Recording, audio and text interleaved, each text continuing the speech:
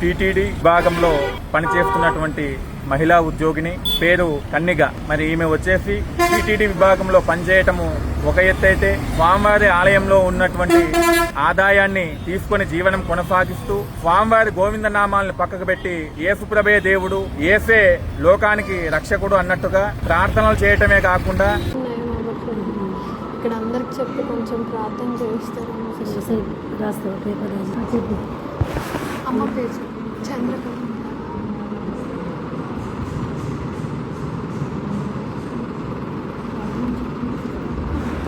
Cancer cancer హాస్పిటల్లో ఉంది ఇప్పుడు. అమ్మ పేరేంటి? చంద్రకళ. ఇంట్లో ఉందా?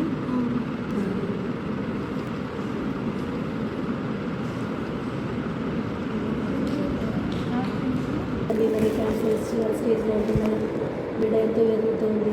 తల్లి సహాయం చూపించేవారు, మీరు కలుగుచారు, క్షమించారు. విశ్వాసాన్ని బట్టి తల్లికి తల్లి స్వస్థ కలుగజేయుగాక, ఆరోగ్యం దయచేయుగాక. తండ్రి దేవ, మీ కరికరం సోదరి మీద వచ్చుగాక అని ప్రార్థన చేస్తున్నాను. దేవ, నువ్వు అద్భుతం చేయగలవాడు, ఆశ్చర్యకారం చెల్లించగలవాడు, మృతులను సహా సజీవులుగా లేపేటువంటి దేవుడు తండ్రి, నువ్వుతో జ్ఞాపకం చేసిన కరుణించుగాక. ఆ యొక్క కుటుంబం యొక్క వేదన, రోదన, ప్రభావ, బాధ, వేదన మీరు జ్ఞాపకం చేసుకోండి.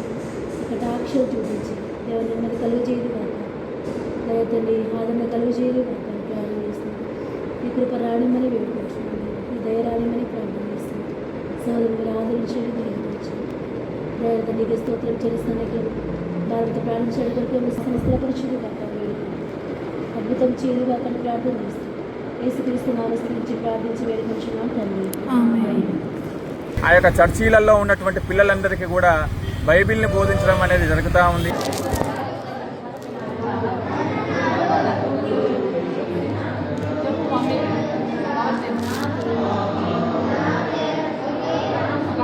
యూదయ దేశము విడిచి గలిలయ దేశంలోకి తిరిగి వెళ్ళాడు. అయినను యేసే బాప్తిస్మం ఇయ్యలేదు, కానీ ఆయన శిష్యులు ఇచ్చిచుండిరి. ఆయన సమరయ మార్గమున వెళ్ళవలెను.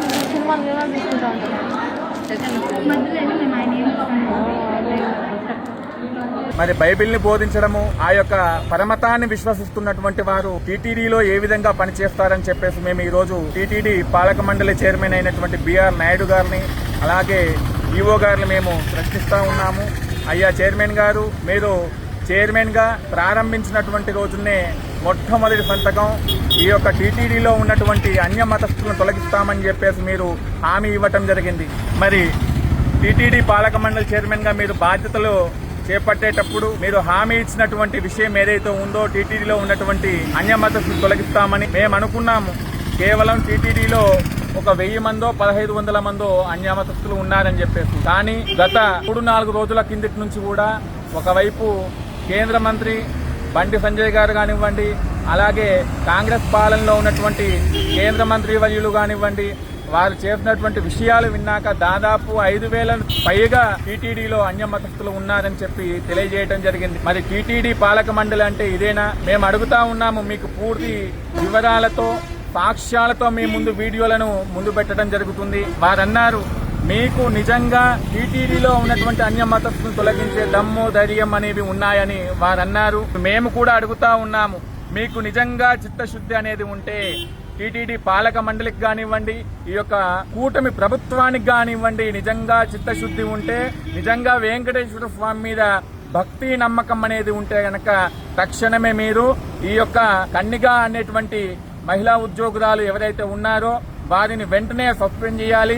అట్లాగే టీటీడీలో ఉన్నటువంటి అన్య మతస్థులు ఎవరైతే ఉన్నారో వారందరినీ కూడా సస్పెండ్ చేయాల్సినటువంటి బాధ్యత మీ మీద ఉన్నదని చెప్పేసి మరోసారి విషయాన్ని తెలియజేస్తా ఉన్నాము. దీనిపై వెంటనే ఈ యొక్క టీటీడీ పాలక మండలి, అలాగే ఈఓ గారు, కూటమి ప్రభుత్వము స్పందిస్తుందని భావిస్తూ, లేనిచో ఈ యొక్క తిరుమల తిరుపతి దేవస్థానానికి ఎందరో హిందూ ధార్మిక సంఘాలు కానివ్వండి, పూజ్య స్వామీజీలు, మాతాజీలందరూ కూడా వేలాదిగా, లక్షలాదిగా తరలి రావటం అనేది జరుగుతుందని తెలియజేస్తూ, ఓం నమో వెంకటేశాయ, ఓం నమో తిరుమలేశాయ.